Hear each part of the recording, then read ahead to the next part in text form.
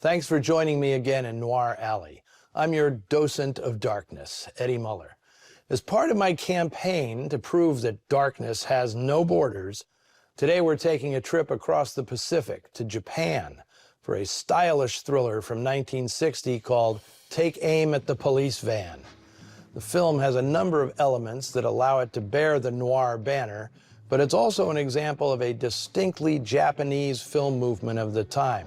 Mukokuseki Akushan, or borderless action, was the name given to a wave of films that combined crime and gangsters with romance and noir, juvenile delinquents with international spies, all of it combined in a sort of cinematic mixmaster.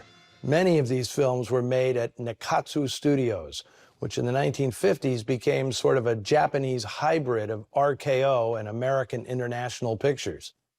Founded in 1912, Nikkatsu was the oldest studio in Japan, but it barely made it through World War II, after which a government mandate led to movie production being consolidated into 4 surviving studios, of which Nikkatsu was the poorest.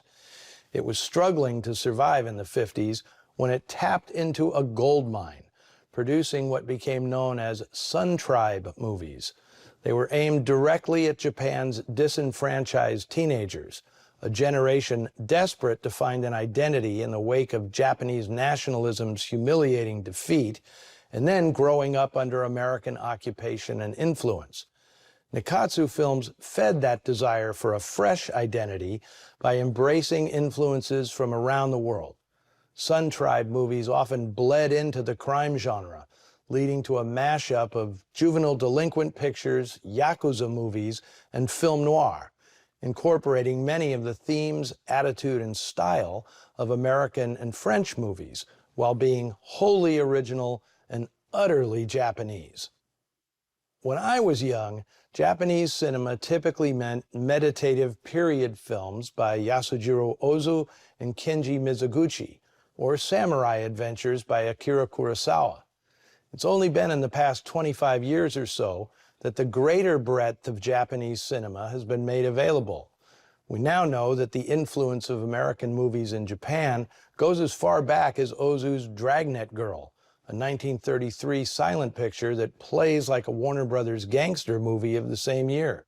American gangster pictures have nothing on their Japanese brethren.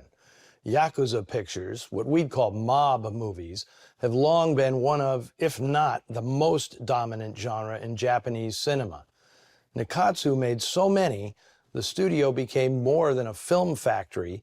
It was a bustling proving ground for young directors hoping to establish careers. Within the constraints of the Nikkatsu formula, directors had the freedom to be inventive and innovative, as long as the pictures made sense and money. Seijun Suzuki, the director of Take Aim at the Police Van, pushed that freedom as far as it could be pushed. A veteran of World War II, he served as an assistant director before making his first feature for Nikkatsu in 1956.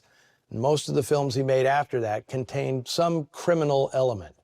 By 1960, he'd cranked out 14 features, and he started stretching and bending genre formulas, developing his own wildly kinetic and daring approach to storytelling. Some hailed it as innovative. Others would brand it incomprehensible. Nikkatsu movies typically featured young actors from what the studio called its diamond line. Not this one.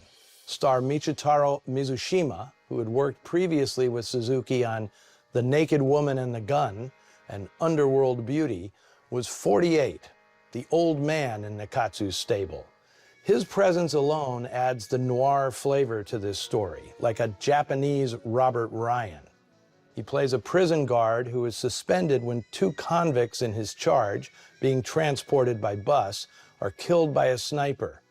He decides to play detective himself and learn why these guys were whacked.